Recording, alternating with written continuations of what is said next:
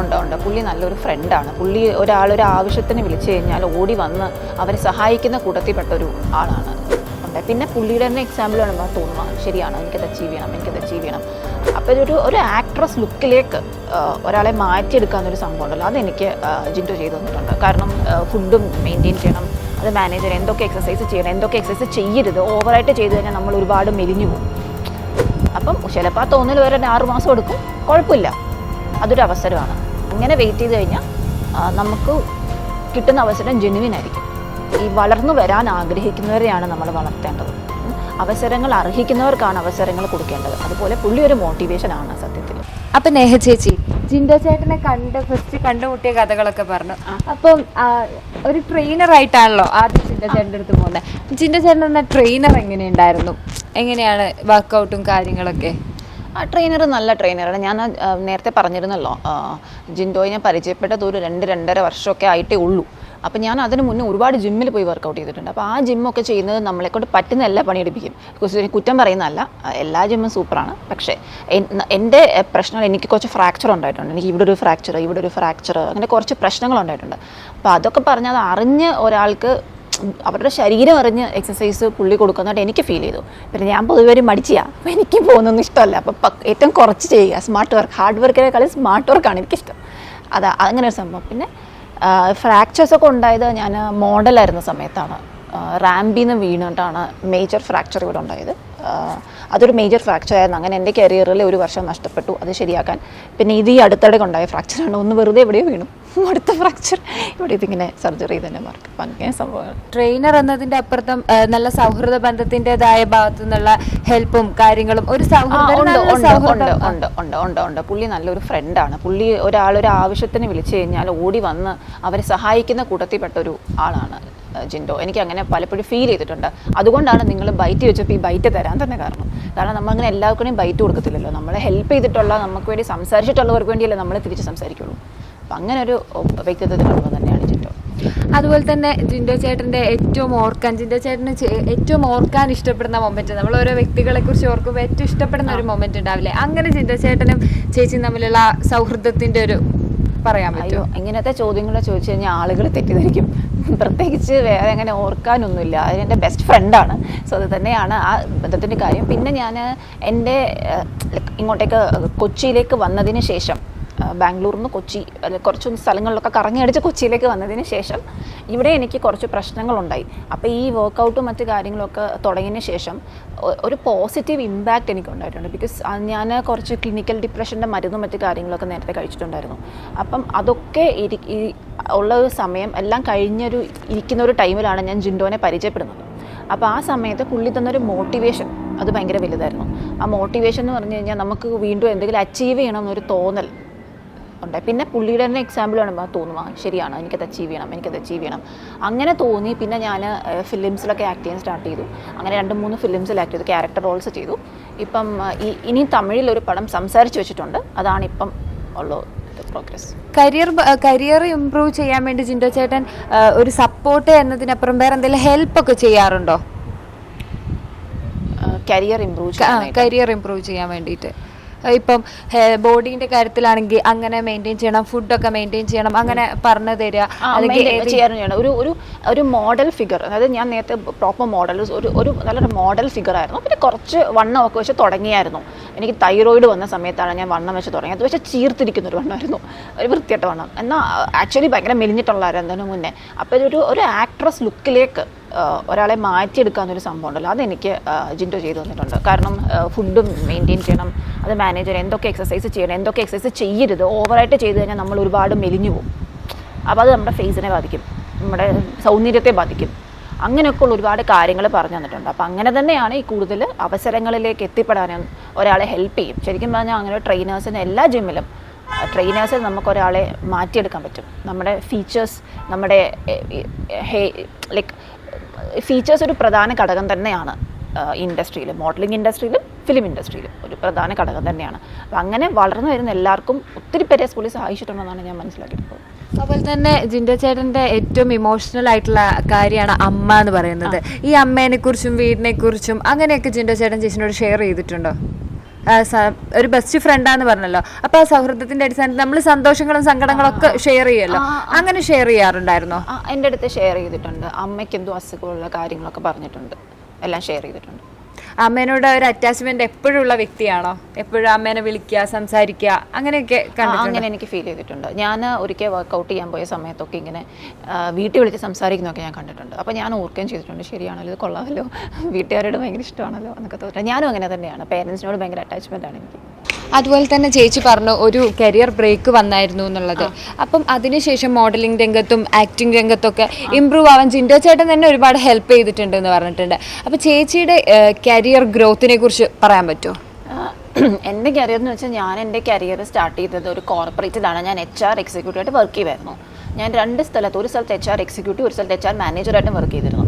അപ്പോൾ അങ്ങനെ വർക്ക് ചെയ്തിട്ടും ഞാൻ എൻ്റെ ലൈഫിൽ തീരെ സന്തോഷമില്ല, ഹാപ്പി അല്ല. ആ സമയത്താണ് ഈ ഡിപ്രഷൻ മരുന്നുകളെല്ലാം കഴിച്ചുകൊണ്ടിരുന്നത്. അപ്പോൾ അതിൻ്റെ ഇടയ്ക്ക് മോഡലിങ്ങും ചെയ്യുന്നുണ്ടായിരുന്നു സൈഡായിട്ട്. അപ്പോൾ ഇതെല്ലാം ആയി ഞാൻ എൻ്റെ ആകെ ലൈഫൊക്കെ തകർന്ന് നശിച്ച് തരിപ്പണമായിട്ടാണ് ഞാൻ എറണാകുളത്തേക്ക് വരുന്നത്. അപ്പോൾ ഇവിടെ വന്നപ്പം ഒരു കമ്പനിയിൽ വർക്ക് ചെയ്യുന്നുണ്ടായിരുന്നു, ഫാഷൻ കമ്പനി തന്നെ വർക്ക് ചെയ്യുന്നുണ്ടായിരുന്നു. സോ അതൊക്കെ കഴിഞ്ഞ് ഇങ്ങനെ ഇരുന്നിരുന്ന് പെയ്യെ പരസ്യങ്ങളും അതും ഇതൊക്കെ ചെയ്തുകൊണ്ടിങ്ങനെ ഇരിക്കുന്നു എന്ന് മാത്രമേ ഉള്ളൂ. അപ്പോൾ അതിൻ്റെ ഇടയിൽ ഒരു മോട്ടിവേഷൻ പോലെ കുറച്ചൊരു 2.5 വർഷം മുന്നെയാണ് ഞാൻ ഈ പുള്ളിക്കാരനെ പരിചയപ്പെടുന്നത്. അപ്പോൾ പരിചയപ്പെട്ട സമയം തൊട്ട് അപ്പം ഇതൊക്കെ ഞാൻ പറഞ്ഞു കഴിഞ്ഞപ്പം കൂടുതൽ നമുക്കൊരു ഹെൽപ്പ്, ഒരു പ്രചോദനം എന്ന രീതിയിലാണ് പറഞ്ഞു തന്നിട്ടുള്ളത്. അപ്പോൾ പിന്നെ ഈ കരിയർ തന്നെ മുന്നോട്ടേക്ക് കൊണ്ടുപോകൂ, അല്ല ഇനിയിപ്പം മറ്റൊന്ന് മാറി ചിന്തിക്കരുത് എന്ന രീതിയിൽ എനിക്ക് പറഞ്ഞു തന്നിട്ടുണ്ട്. ഞാൻ പലപ്പോഴും ചിന്തിച്ചൊരു ബിസിനസ് തുടങ്ങിയാലോ, അല്ലെങ്കിൽ ബിസിനസ് കൺസൾട്ടിങ് സ്റ്റാർട്ട് ചെയ്താലോ, അല്ലെങ്കിൽ ഒരു HR കൺസൾട്ടിങ് സ്റ്റാർട്ട് ചെയ്താലോ, ബിക്കോസ് അത് എൻ്റെ പ്രൊഫഷൻ അതായിരുന്നു. ഞാൻ ചിന്തിച്ചിട്ടുണ്ട്. അപ്പോഴും എൻ്റെ അടുത്ത് ജിൻഡോ പറഞ്ഞിട്ടുണ്ട് അതിൻ്റെ ആവശ്യമില്ല, ഇപ്പം ഇത്ര കഷ്ടപ്പെട്ട ഒരു മോഡൽ, ഒരു ആക്ടർ എന്ന രീതിയിലേക്ക്, മോഡൽ എന്ന രീതി ഓൾറെഡി ഉണ്ട്, ഒരു ആക്ടർ എന്ന രീതിയിലേക്ക് കയറി വരുവാണല്ലോ. അപ്പം നമ്മൾ അതിൽ തന്നെ നിൽക്കുന്നതാണ് ഇപ്പം നല്ലത്, അത് കഴിഞ്ഞു പോയ കാര്യമല്ലേ. അങ്ങനെ എനിക്ക് പുള്ളി മോട്ടിവേഷൻ തന്നിട്ടുണ്ട്. അതൊരു വലിയ മോട്ടിവേഷനാണ്. അല്ലെ ഒരു പക്ഷേ ഞാൻ ഇങ്ങനെ മൊത്തം കൺഫ്യൂഷൻ അടിച്ച് ഓക്കെ എന്നാൽ പിന്നെ അത് എന്നാൽ പിന്നെ ഇത് ഞാൻ ചിന്തിക്കുമായിരുന്നു. അപ്പോൾ അങ്ങനെ എനിക്ക് എൻ്റെ കാഴ്ചപ്പാടിൽ എനിക്ക് മാത്രമല്ല ഒരുപാട് പേർക്ക് പുള്ളി അങ്ങനെ മോട്ടിവേഷൻ കൊടുത്തിട്ടുണ്ടെന്നാണ് ഞാൻ അറിഞ്ഞിട്ടുള്ളത്. ഒരുപാട് പേരെ ഗ്രൂം ചെയ്തിട്ടുണ്ട്, ഒരുപാട് പേരെ ഹെൽപ്പ് ചെയ്തിട്ടുണ്ട്. അതുപോലെ തന്നെ മോഡലിംഗ് രംഗത്ത് ഇപ്പം ഒരുപാട് സ്ട്രഗിൾ ചെയ്തായിരിക്കും ഓരോ പെൺകുട്ടിയും മോഡലിംഗ് രംഗത്തേക്ക് വരിക. കാരണം നമുക്കറിയാം ഇപ്പോൾ ഒരു 10 സ്ഥലത്ത് നമ്മൾ അപ്രോച്ച് ചെയ്ത് കഴിഞ്ഞാൽ ഈ കാസ്റ്റിംഗ് കൗച്ച് അങ്ങനത്തെ ഒരുപാട് പ്രശ്നങ്ങൾ ഇപ്പോൾ മോഡലിംഗ് രംഗത്ത് ഉണ്ട്. ചേച്ചി ഫേസ് ചെയ്തിട്ടുള്ള ആ ഒരു പ്രശ്നങ്ങളെക്കുറിച്ച് പറയാൻ പറ്റുമോ? ഫസ്റ്റ് ഓഫ് ഓൾ നമ്മൾ ഈ കാസ്റ്റിംഗ് കൗച്ച് എന്ന് പറഞ്ഞൊരു ക്വസ്റ്റ്യൻ എല്ലാ ഇൻ്റർവ്യൂവേഴ്സും ചോദിക്കും. നമ്മൾ അങ്ങനെ ചോദിച്ചിരിക്കുന്നത് വലിയ കാര്യമൊന്നുമില്ല. കാരണം ഈ ലോകത്തിൽ തന്നെ വേറെ ഒരുപാട് പ്രശ്നങ്ങൾ നടക്കുന്നുണ്ട്. ഞാൻ എതിർത്ത് പറയുന്നല്ല, ലോകത്തിൽ ഒരുപാട് പ്രശ്നങ്ങൾ നടക്കുന്നുണ്ട്. അപ്പോൾ എല്ലാ തരത്തിലുള്ള ആളുകളിലും കാഴ്ചപ്പാടുകളും ചിന്താഗതികളും വ്യത്യസ്തമായിരിക്കും. നമ്മൾക്ക് നോ പറയേണ്ട സ്ഥലത്ത് നമ്മളങ്ങ് നോ പറഞ്ഞേക്കുക. അപ്പോൾ ഒരു ജോലി സ്ഥലത്ത് പോയി ജോലി ചോദിച്ചാലും ഇങ്ങനെയൊക്കെ സംഭവിക്കാം, ഏത് മേഖലയിലും. അല്ല ഇപ്പോൾ ഒരു കോർപ്പറേറ്റ് ഒരു കമ്പനിയിൽ ജോലി വേണം, നമ്മൾ നോ പറയേണ്ടടുത്ത് നോ പറയുക, അതാണ് നമ്മൾ ചെയ്യേണ്ടത്. പിന്നെ അതിനോടൊന്നും ഞാൻ സപ്പോർട്ട് ചെയ്യത്തില്ല. കാരണം മോഡലിംഗ് എന്ന് പറയുന്നത് ബേസിക്കലി 3 തരമാണ്.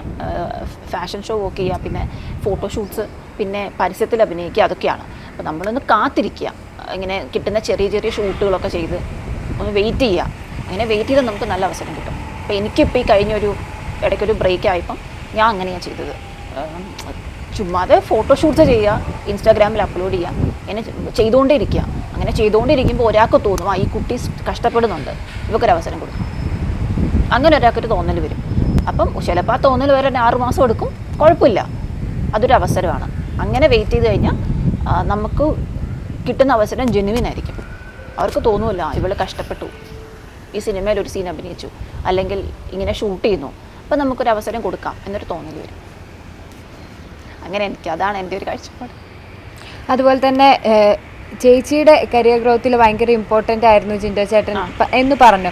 അതുപോലെ തന്നെ ജിൻഡോ ചേട്ടൻ്റെ ഈ ജിമ്മ് സ്റ്റാർട്ട് ചെയ്തു, അതുപോലെ തന്നെ അവരുടെ കഷ്ടപ്പാടുകളൊക്കെ ചേച്ചിനോട് ഷെയർ ചെയ്തിട്ടുണ്ടാവുമല്ലോ. അപ്പം അങ്ങനെയുള്ള ആ ജിൻഡോ ചേട്ടൻ്റെ ജേർണി എത്രത്തോളം ഹാർഡായിരുന്നു എന്ന് ചേച്ചിനോട് പറഞ്ഞതിൽ നിന്ന് നമുക്കൊന്ന് വിശദീകരിച്ച് തരാൻ പറ്റുമോ? പുള്ളീൻ്റെ ജിമ്മിൽ തുടങ്ങിയ കാര്യങ്ങളെ പറ്റിയിട്ട് എനിക്ക് അത്ര ധാരണയില്ല. ഞാൻ പരിചയപ്പെടുന്ന ഒരുപാട് വർഷങ്ങൾ മുമ്പുള്ള കാര്യങ്ങളാണ്. പക്ഷേ എവിടെയൊക്കെയോ ടീച്ചറായിട്ടൊക്കെ വർക്ക് ചെയ്ത് അതൊക്കെ കഴിഞ്ഞ് അങ്ങനെയൊക്കെയാണ്. അതിനുശേഷമാണ് ജിമ്മ് സ്റ്റാർട്ട് ചെയ്ത് തുടങ്ങിയതെന്ന് എൻ്റെ അടുത്ത് പറഞ്ഞിട്ടുണ്ട്. എനിക്കത് മാത്രമേ അതിനെ പറ്റിയിട്ട് അറിയുള്ളൂ.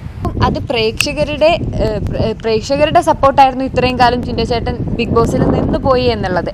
അതുപോലെ തന്നെ ഇത് അവിടെയുള്ളവരുടെ ഒരു സപ്പോർട്ടും കൂടെ ജിൻഡോ ചേട്ടൻ, എല്ലാവരും മണ്ടെന്നും പിന്നെ പൊട്ടൻ എന്നൊക്കെ ജിൻഡോ ചേട്ടനെ പറഞ്ഞിട്ടുണ്ട്. അതിൻ്റെ അപ്പുറത്തേക്ക് അവരും സപ്പോർട്ട് ചെയ്തു തുടങ്ങുന്നു. അല്ലെങ്കിൽ ജിൻഡോ ചേട്ടനെ കുറ്റപ്പെടുത്താൻ അല്ലെങ്കിൽ നോമിനേറ്റ് ചെയ്യാൻ കാരണങ്ങളില്ലാത്തത് കൊണ്ടായിരിക്കുമല്ലോ നോമിനേറ്റ് ചെയ്യാത്തത്. അപ്പം അവിടെയുള്ളവർ സപ്പോർട്ട് ചെയ്യുന്നു. ഈ ഒരു സാഹചര്യത്തിൽ ഇനി 2 വീക്ക് കുറച്ച് ദിവസങ്ങൾ മാത്രമേ ഉള്ളൂ ബിഗ് ബോസ് അവസാനിക്കാൻ. അപ്പോൾ പ്രേക്ഷകരോട് എന്താ പറയാനുള്ളത്? പ്രേക്ഷകരോട് പറയാനുള്ളത്, പുള്ളി നല്ല രീതിയിൽ ഗെയിം കളിച്ചത് കൊണ്ടാണ് ഇത്രയും നാൾ ഇവിടെ വരെ എത്തിയത്. പിന്നെ ഈ മണ്ടൻ പൊട്ടൻ എന്നൊക്കെ പറഞ്ഞാൽ ഇപ്പം നമ്മുടെ ജീവിതത്തിൽ തന്നെ ഞാനൊരാളെ മണ്ടൻ പൊട്ടൻ എന്ന് വിളിക്കുന്നത് ഞാൻ മണ്ടനായതുകൊണ്ടായിരിക്കും. ബിക്കോസ് നമുക്ക് മറ്റൊരാളുടെ ബുദ്ധി അളക്കാൻ പറ്റില്ല. ഇപ്പോൾ ഒരുപക്ഷെ എന്നെ ഇൻ്റർവ്യൂ ചെയ്യുന്ന നിങ്ങൾക്ക് എന്നേക്കാൾ ബുദ്ധി ഉണ്ടായിരിക്കും, അതെനിക്കറിയില്ല അല്ലേ, നിങ്ങൾ കാണിക്കാത്തതായിരിക്കും.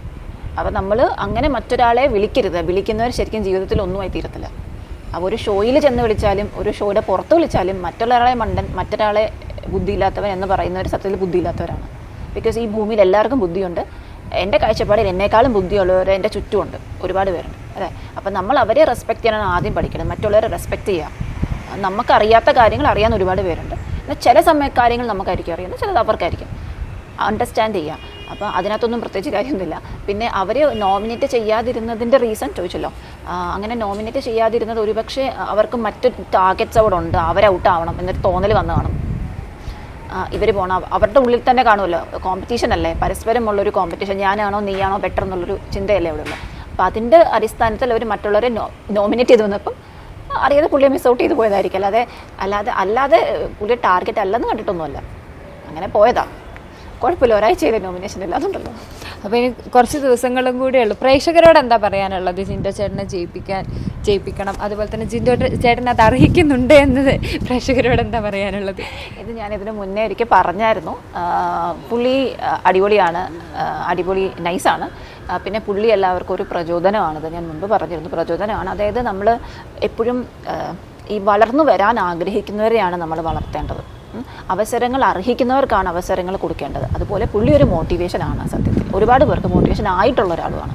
അത് പുറത്തുള്ള ആളുകൾക്ക് അറിയാവുന്നതാണ്. അപ്പം അങ്ങനെ ഇരിക്കെ നമ്മൾ അങ്ങനെ ഒരാളെ വിജയിപ്പിക്കണം. അതിനോടൊപ്പം തന്നെ അതിൽ പങ്കെടുക്കുന്ന എല്ലാവർക്കും ജീവിതത്തിൽ ഒരുപാട് കഥകൾ പറയാനുള്ളവർ തന്നെയാണ്. ആരും അത്ര ഇതിൽ നിന്ന് വന്ന ആളുകളൊന്നുമല്ല, എല്ലാവരും സ്ട്രഗിൾ ചെയ്ത് വന്നവർ തന്നെയാണ്.